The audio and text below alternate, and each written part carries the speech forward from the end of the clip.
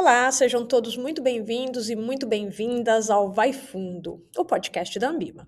Eu sou a Soraya Barros e hoje estamos iniciando uma nova fase por aqui, pensada especialmente para apoiar o mercado em como colocar em práticas as regras e recomendações que orientam a indústria de fundos. Quem acompanha o Vai Fundo já tem um tempo deve conhecer o Papo de Gestão, que é o nosso quadro criado para tratar da trajetória e visões de mercado dos grandes gestores de recursos. Nesse ano, ele se despede para dar espaço a um novo quadro, que é o Gestão na Prática. Ainda teremos muitos convidados renomados por aqui, claro, mas agora para conversar sobre os bastidores do dia a dia, os desafios, as rotinas da gestão de recursos realmente na prática. E aí, para abrir essa nova fase, o tema do episódio de hoje é sobre gestão de liquidez, que é um dos assuntos super importantes, ao mesmo tempo super desafiadores aí na rotina do dia a dia ali da indústria de fundos. Então, nós vamos entender como é que os gestores equilibram os diferentes níveis de liquidez, quais as ferramentas que podem ser usadas em momentos de estresse, quais são as principais recomendações e regras relacionadas ao assunto, enfim. Então, é a gente tratar realmente como fazer um bom gerenciamento de liquidez na prática. Bom, e para bater esse papo aqui com a gente no Vai Fundo, eu tenho o prazer de receber o nosso querido Ricardo Mizukawa, que é superintendente executivo de riscos da Bradesco Asset e coordenador da nossa comissão temática de gestão de riscos aqui da Ambima. Mizu, é um super prazer contar com você aqui mais uma vez no nosso Vai Fundo. Obrigado, Soraya. Prazer é meu.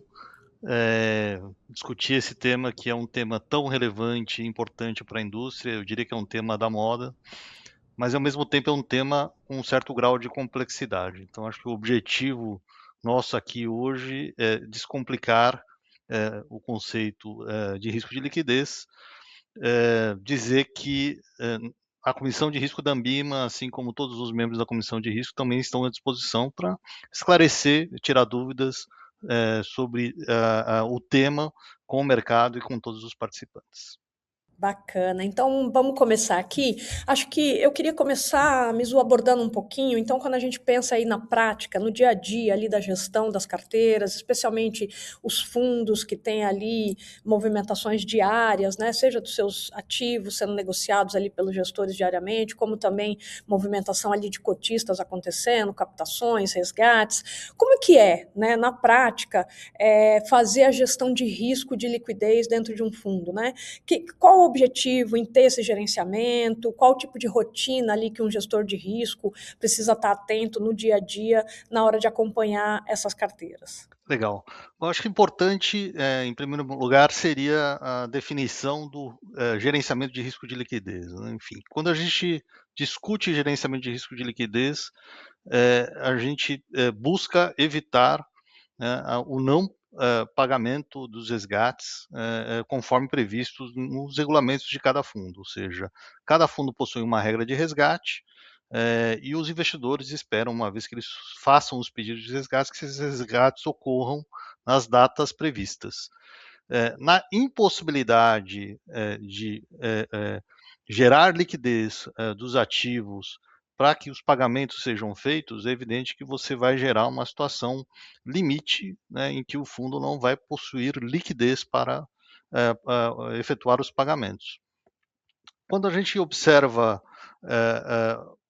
outros controles, né, relacionados ao gerenciamento de riscos de uma forma geral, e é um conjunto e um arcabouço enorme de controles que são efetuados no dia a dia pelos gestores de risco. A gente está falando de gerenciamento de risco de mercado, gerenciamento de risco de crédito, e passamos para o gerenciamento de risco de liquidez. Eu diria que o gerenciamento de risco de liquidez talvez seja o mais complexo de todos, né? E por um motivo simples, né? Quem toma a decisão de aplicar ou quem toma a decisão de resgatar de um fundo de investimento aberto é o investidor. Ou seja, não depende somente do gestor tomar as decisões de definição de liquidez maior ou menor. Depende da vontade de um terceiro, que é o cotista do fundo, e este terceiro, ao efetuar um pedido de resgate, automaticamente obriga o gestor a vender ativos e gerar a liquidez necessária para efetuar os pagamentos. Isto ocorre no gerenciamento de risco de mercado? Isto ocorre no gerenciamento de risco de crédito? Não. Todas as decisões relacionadas ao maior ou menor gerenciamento de risco de mercado são decisões do gestor que, de acordo com o mandato e o regulamento do fundo, ele pode, por exemplo, aumentar ou diminuir a exposição em renda variável, e no caso de crédito, ele pode aumentar ou diminuir a exposição de crédito, aumentar o risco de crédito dos ativos, comprando ativos de maior risco de crédito em detrimento de ativos de menor risco de crédito, ou, eventualmente, aumentando o prazo de vencimento dos títulos, né, o que no mercado a gente chama de aumento de duration. No caso do risco de liquidez, ele simplesmente ele é refém de uma decisão que é tomada pelo investidor.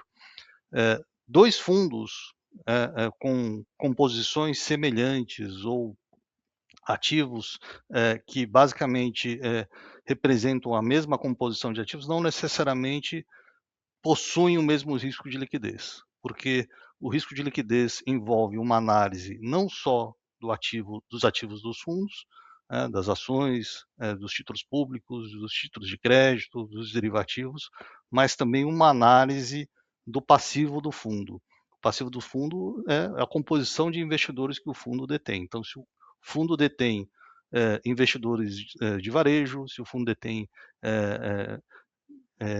cotistas que são investidores profissionais, ou fundos de pensão, ou investidores não residentes, ou outros fundos que investem naquele fundo, tudo isso determina o comportamento futuro que esses investidores poderão ter em relação a movimentações, aplicações e resgates. Então, resumindo, quando nós falamos de gerenciamento de risco de liquidez, basicamente nós estamos falando de um processo que no mercado financeiro é conhecido como ALM, né, o Asset Liability Management, né, voltado para a liquidez, ou seja, eu olho para o ativo, né, para o asset, eu olho para o liability, que é o passivo do fundo, e com base numa análise tanto de ativo quanto de passivo, eu defino ali índices de liquidez prudenciais para prover os resgates e os pagamentos quando eles forem solicitados. Excelente. Então, acho que você trouxe um ponto super, super importante aí, que acho que já é a primeira dica para quem está ali se debruçando, seja no aprimoramento, seja na implementação ali das suas políticas de gerenciamento de liquidez, que é, gente, diferente aqui dos outros riscos, né, inerentes ali à carteira do fundo, esse daqui a gente tem que fazer uma composição entre o que tem na carteira de ativos versus qual é esse comportamento do que a gente chama de passivo, né, que é o comportamento justamente de captações e resgate dos investidores. E para isso, acho que é super importante até pensar no design desse produto, né, inclusive, né, de eu ter realmente uma carteira muito alinhada a essa cotização desse produto, ou que eu espero ali de comportamento ali para o passivo desse fundo. E aí, Mizu, eu queria te abordar o seguinte, né? Quando a gente pensa em toda essa caixinha, né? Ir lá e olhar para toda essa carteira e deixar ela adequada ao que é o meu comportamento ali esperado do meu investidor, ou qual é o prazo de cotização ali que aquele produto propicia para os meus investidores, a gente tem dentro da indústria né, do mercado financeiro, mercado de capitais, diversos ativos, alguns com muita liquidez, só que temos outros tantos, especialmente quando a gente pensa aqui em ativos de crédito privado e outros ativos ali com uma baixa liquidez ou com uma maior dificuldade ali de negociação. Qual que é a tua recomendação? Qual que é a sua dica para na hora do gestor ali de riscos fazer todo esse gerenciamento, colocar nas devidas caixinhas, ou até mesmo quais são as melhores métricas para poder então olhar para todas essas gamas de ativo e conseguir mensurar efetivamente ali o que seria uma liquidez, né? Atrelar qual seria esse índice de liquidez ali para montar todo esse ferramental para poder indicar ali qual que seria essa liquidez, esse colchão de liquidez adequado daquele fundo versus o comportamento do passivo dele. Legal, Soraya. o gerenciamento de risco de liquidez, ele envolve um certo grau de cálculo, né, de observação matemática, e aqui, basicamente, o norte sempre vai ser a negociação, o volume de negociação de um determinado ativo, no que a gente chama de mercado secundário, ou seja, quantas transações e em quais volumes aquele ativo, em média, ele é transacionado, seja na bolsa ou no mercado de balcão. E você tem a hipótese de eventualmente ter ou adquirir também para os fundos ativos com menor liquidez, né? Eventualmente ativos de crédito ou ações que nós chamamos no mercado como small caps ou micro caps, que de fato tem um volume de negociação menor em bolsa. E fazendo uma analogia, o risco de liquidez ele é relevante porque é muito mais fácil, por exemplo, vender um carro do que vender 100 carros, né? Principalmente se o volume de negociação do mercado secundário de carros for de 50 carros por dia, né? Então, se eu tiver que vender 100 carros, eu vou demorar 2 dias para conseguir vender 100 carros. Agora, se eu tiver que vender um carro, eu vou vender muito provavelmente no mesmo dia ou na mesma hora. Isso acontece também no mercado de fundos, né, quando a gente olha para os ativos que compõem a carteira dos fundos. Ativos mais líquidos e negociados, dependendo do volume do patrimônio do fundo e dependendo do volume que eu detenho daquele ativo, vão ser mais facilmente negociados, o que implica numa negociação num preço que vai ser muito próximo daquele preço que eu espero vender aquele ativo, ou seja, se for um ativo negociado em tela, melhor ainda, porque eu consigo ter visibilidade de ofertas de compra e venda daquele ativo naquele dia. Mas eu posso ter também na composição do fundo ativos com menor liquidez, eventualmente não negociados em tela, em que eu vou ter que negociar no mercado secundário, no mercado de balcão, e ter que buscar um comprador, né? Buscar um comprador significa discutir quanto aquele ativo vale, né? Uma percepção de preço que muito provavelmente vai ser divergente, ou seja, dificilmente o preço ele vai convergir num primeiro momento. E aqui você tem um exercício matemático de modelagem, né? Porque na prática, se são ativos com pouca negociação no mercado secundário, você acaba estimando esta liquidez desse ativo mais ilíquido com base em algumas premissas que vão estar por trás do seu modelo, né? Então, qual que é o vencimento desse ativo, né? Quais são as garantias associadas a esse ativo, ou seja, qual que é o rating de crédito desse ativo, né? Qual que é o volume histórico associado ao volume que eu tenho dentro do fundo, qual que é o estoque desses ativos ou quantos investidores detêm esse ativo no mercado. Então tem uma série de premissas e assunções que são feitas que fazem parte de uma modelagem de um processo de liquidez para ativos menos líquidos. Por trás dessa conta, né, eu diria que tem muita ciência e tem muita arte também, né? Ou seja, a todo momento você tem que verificar se os parâmetros que você está utilizando são verdadeiros ou se esses parâmetros estão adequados com parâmetros minimamente compatíveis com o que se espera que ocorra no mercado caso haja um processo de venda. Em situações de estresse, né, e este é um ponto relevante, o que acaba acontecendo é que esses parâmetros mudam, né? Então, uma coisa é a gente analisar o mercado e esses parâmetros em situações normais de temperatura e pressão, ou seja, em situações de normalidade. Outra coisa são os parâmetros que nós utilizamos em situação de estresse. Muito provavelmente, se o mercado tem um estresse e deseja vender esse ativo, diversos participantes e diversos players vão tentar vender aquele ativo ao mesmo tempo, e a liquidez ou o preço desses ativos vão mudar significativamente. Perfeito. E acho que na sua fala anterior você falou um pouco desse arcabouço prudencial, né, que é justamente a gente fazer todo esse gerenciamento, olhando para as regras, para a liquidez tanto da carteira versus, né, fazer uma estimativa ali do que seria um índice de liquidez adequado e tudo isso, tudo muito dentro de um arcabouço prudencial das nossas regras essas, inclusive, que são muito reconhecidas, inclusive lá fora, né, a gente até participou de uma série de rodadas de discussão ali com a IOSCO, né, na hora de tratar ali do que seriam essas diretrizes de liquidez.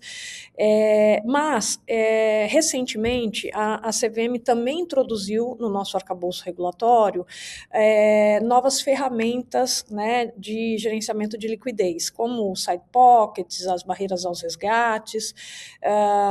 E aí, se você puder explorar um pouquinho aqui para o ouvinte do Vai Fundo, o que seriam essas ferramentas, em que situações elas podem ser usadas ou devem ser previstas, né, em determinados tipos de produto. Enfim, a Ambima, inclusive, né, é capitaneada, inclusive, ali por todo o grupo que você coordena, que é a comissão ali de riscos, inclusive acabou de emitir, né, um guia que trata, né, das melhores práticas relacionadas ao uso dessas ferramentas.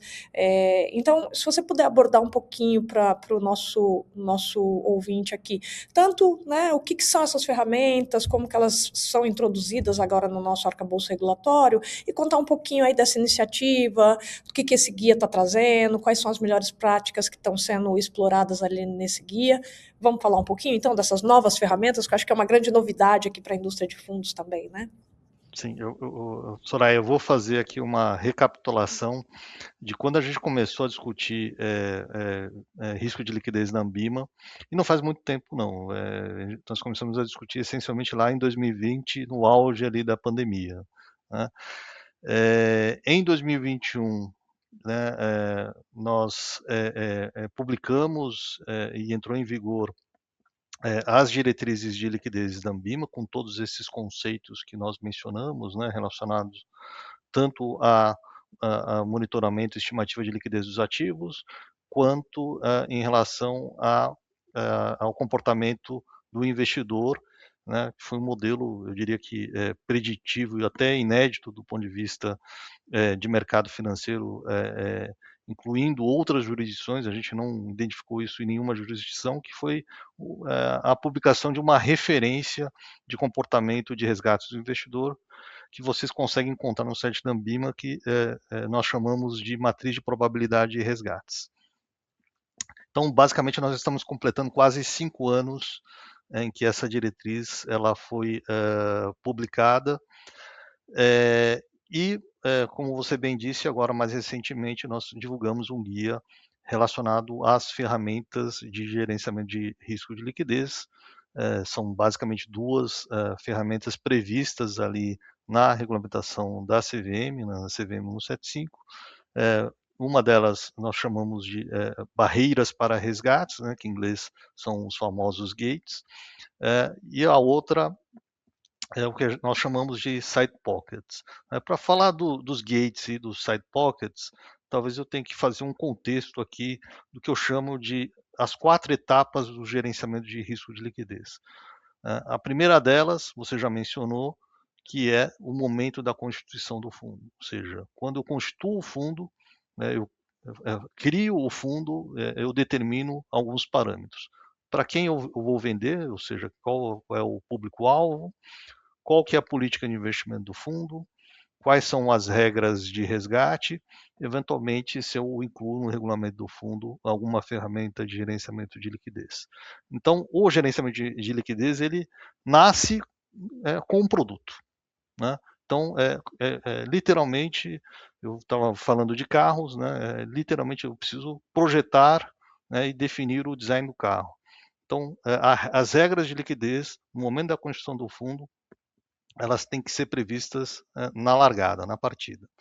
Existe uma segunda fase, que é o que eu chamo de monitoramento, um monitoramento preventivo de todos os parâmetros de liquidez, que é basicamente aquilo que a gente estava mencionando, né? Modelar a liquidez dos ativos, estimar a probabilidade de resgate por parte dos clientes, né? Eventualmente calcular índices de liquidez, mas se eu monitorar, né, esses indicadores de forma adequada, dificilmente eu vou ter uma situação de estresse, dificilmente eu não vou conseguir honrar os pagamentos. Mas e num cenário de estresse, né, um cenário de risco sistêmico, ou um risco muito específico e particular de um determinado ativo que compõe a carteira do fundo, né, muito provavelmente eu vou ter que agir de forma diferente.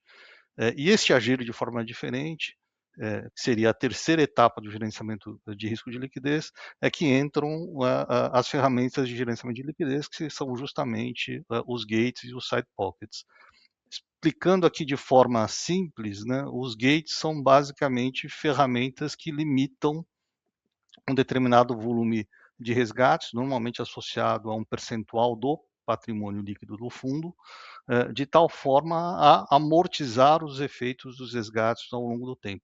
E por que isso é importante? Porque isto evita que o gestor tenha que vender todos os ativos sob uma condição de pressão de preço, né? Ele pode aguardar um melhor momento para vender esses ativos e diluir aqui o processo de venda por um período X de dias, ou de semanas, ou de meses. O side pocket, na verdade, é um outro conceito, né, com a tradução diz basicamente o que é feito é um processo de cisão da parcela ilíquida dos ativos que compõem o patrimônio líquido do fundo. Então, se, por exemplo, eu tenho um problema de liquidez em ativos que representam 20% do patrimônio líquido do fundo, eu inicio, por decisão de gestor, né, um procedimento de acionamento do side pocket, que significa dizer, operacionalmente falando, é quase que uma cisão desses ativos para uma outra classe de fundos, de tal forma que eu consigo continuar mantendo a liquidez para os 80% restantes que permanecem no fundo original. Então, basicamente, eu segrego esta parte líquida numa outra classe de fundo, aguardando ali a recuperação da liquidez desta parcela ilíquida, né, para um segundo momento de mercado, ou se for uma situação de estresse relacionado, por exemplo, a um rebaixamento de crédito, ou a alguma outra hipótese relacionada à falta de ou dificuldade de negociação desses ativos. Vou dar um exemplo: bondes russos negociados, ou da Ucrânia negociados no início da guerra. Eu posso simplesmente segregar esses ativos do fundo e aguardar o melhor momento para que eles possam ser vendidos. Então, quando existe a situação de estresse de mercado ou de risco sistêmico, as ferramentas de gerenciamento de liquidez elas entram para evitar que esses ativos sejam vendidos no pior momento possível, prejudicando os investidores. A quarta fase seria eu diria que uma fase final de gerenciamento de liquidez, onde não há muito mais o que fazer, né? E basicamente a ação do gestor é muito na linha de ter que fechar o fundo para resgates, né? E aguardar ali um melhor momento de mercado para reabrir o fundo. Então, as ferramentas de liquidez de que tratam o guia que foi publicado para a Ambima mais recentemente, elas estão associadas ao que a gente chama de gerenciamento de risco de liquidez em situação de estresse. Perfeito, Mizukawa. E me conta um pouquinho, dá um pouquinho de spoiler aqui para quem está acompanhando esse episódio, o que a gente está trazendo ali de melhores práticas dentro desse guia. A gente, inclusive, aqui no finalzinho do episódio, vai deixar para você que está nos acompanhando um QR Code para acessar o material. Acho que vale muito a pena, né, fazer a leitura na íntegra ali do nosso guia, mas dá um spoiler aqui para quem está acompanhando, Mizukawa, o que a gente está tratando ali dentro, né? O que são essas melhores práticas no uso dessas ferramentas? Dá um spoiler aqui para gente. Legal, Soraya. Eu acho que a comissão de risco, né, como eu mencionei, desde 2020, o tema gerenciamento de risco de liquidez ela é recorrente. Na prática, quando a gente olha para outras jurisdições, Estados Unidos e Europa principalmente, o tema liquidez também ele é relativamente recente e ele ganhou intensidade do ponto de vista de debate e discussão a partir da pandemia, a partir de 2020. Embora, né, em outras crises, por exemplo, na crise de 2008 e 2009, também tenham sido identificadas situações relacionadas a problemas de liquidez, principalmente ali no mercado americano. O guia nada mais é do que um conjunto de aprendizados, né, que nós tivemos sobre desde questões conceituais, mas também em relação a questões operacionais, ou seja, quando faz sentido prever, né, a existência das barreiras ou do side pocket nos fundos, né? Qual é a aplicabilidade, né? E qual é o mecanismo de acionamento, ou seja, existem uma série de particularidades e nós aprendemos muito estudando exemplos de acionamento, né, dessas ferramentas em outros países. E basicamente o que nós estamos trazendo nesse guia é a tradução de todo esse aprendizado que nós tivemos ao longo dos últimos 2 anos. É evidente que, com base nesse aprendizado, o objetivo é gerar padrões, sejam eles estabelecidos em regulamento, eventualmente padrões regulatórios ou via autorregulação, para que o acionamento dessas ferramentas e a previsão dessas ferramentas não ocorra de forma inadequada ou indiscriminada. Ou seja, existem produtos em que a previsão dessas ferramentas e o acionamento dessas ferramentas, elas vão ser ou deveriam ser mais frequentes do que outros, né? Por exemplo, fundos de crédito ou fundos de ações de baixa liquidez.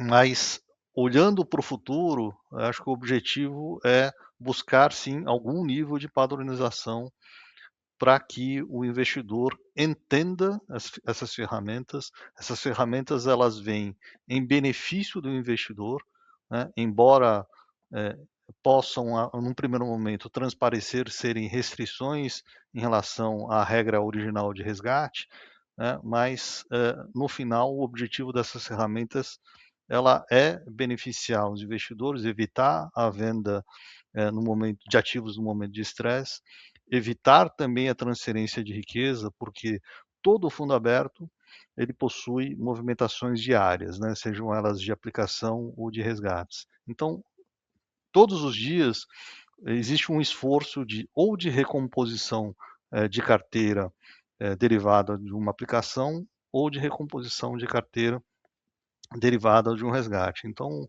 o gestor a todo momento ele está tomando decisões de compra ou de venda.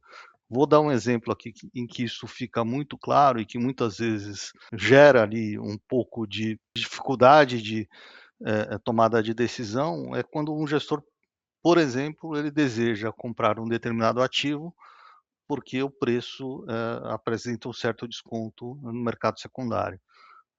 Mas, coincidentemente, o fundo recebeu um pedido de resgate naquele mesmo dia. Ou seja, a intenção do gestor era de compra daquele ativo. Mas, em função daquele pedido e solicitação de resgate, ele vai ter que fazer exatamente o oposto do que ele estava desejando fazer. Então, na prática, todo fundo aberto ele tem essa dinâmica de aplicações de resgates, portanto, ele tem essa dinâmica de decisões ou tomadas de decisões de compra e de venda, e para manter, né, o mandato e a política de investimento, o enquadramento do fundo, né, e os índices de liquidez adequados ao produto, né, o gestor ele tem que ele funciona quase como um piloto de avião, né, com um monte de ferramentas ali de gerenciamento do plano de voo, que ele tem que monitorar, né, e fazer os ajustes necessários para que o avião chegue no destino final. Perfeito, muito bom, Mizu, muito bom bater um papo aqui contigo. Acho que, como você falou aqui, né, então o gerenciamento de liquidez, ele tem várias etapas que se iniciam ali já na concepção do fundo, então na hora de, né, de conceber ali qual vai ser a sua estratégia de investimento, também é importante, então, já entender qual vai ser essa estratégia de liquidez também ali para essa carteira. Muito bom, foi muito bacana bater esse papo com você aqui. E bom, a gente, para quem quiser se aprofundar um pouco mais sobre o nosso guia técnico de ferramentas de liquidez, que traz explicações sobre essas novas ferramentas de liquidez, essas novas práticas também de governança, o QR Code que aparece aqui na tela leva direto para o material. Então, Mizucal, foi um prazer contar com você aqui em mais um episódio aqui do Vai Fundo. Prazer é meu, Soraya, ficamos à disposição. De novo, é um tema que, ao longo dos últimos 5 anos, nós nos esforçamos muito para aperfeiçoar, né, enfim, de implementação, do ponto de vista de implementação do mercado também de todos os parâmetros que estão previstos hoje no código, nas diretrizes e no guia de ferramentas de gerenciamento de liquidez. Temos ciência de que, ao contrário de uma literatura que já existe, que já é muito consolidada em relação a gerenciamento de risco de mercado, cuja discussão ela já vem desde a final da década de 80 e início da década de 90, todo o arcabouço conceitual e regulatório sobre gerenciamento de risco de liquidez em fundos, eu diria que se iniciou somente a partir de 2015. Então, é relativamente recente, a gente está falando basicamente de 10 anos, então é importante todos investirem um tempo em entender toda a parte conceitual, mas mais desafiador é implementar esses controles do ponto de vista sistêmico em cada uma das suas casas, né? Lembrando que, do ponto de vista regulatório, embora a CVM ela divida um pouco as responsabilidades sobre o gerenciamento de risco de liquidez entre o gestor e o administrador, a responsabilidade primária acaba sendo do gestor, ou seja, o gestor é que, ao receber os pedidos de movimentação, ele tem que agir para que, de novo, a liquidez do fundo se mantenha em índices adequados para que futuros resgates sejam pagos conforme as regras de resgate previstas nos regulamentos. Perfeito.